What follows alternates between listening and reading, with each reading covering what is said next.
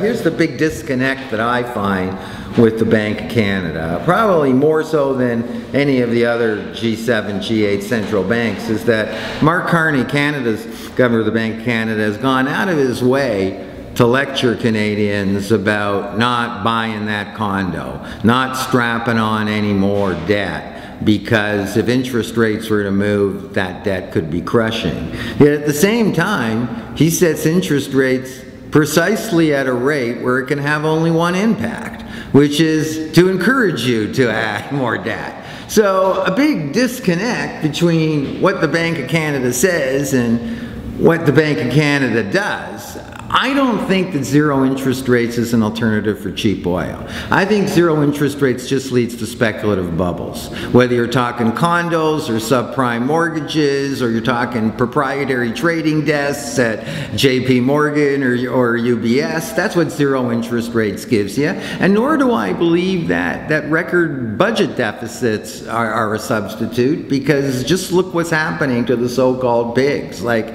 yesterday's bailout is today's cutback. And at the end of the day, it's not putting you any farther ahead. And that's why I would argue it's really important to recognize that the speed limit has changed, that we got to take the foot off the accelerator, because the zero interest rates and the huge budget deficits, while well-intentioned, are not going to make it any easier. They're just going to make it more difficult. They're not going to allow the engine to rev any faster when the speed limit is changed, and they create costs and distortions in our economy that, provide their own challenges.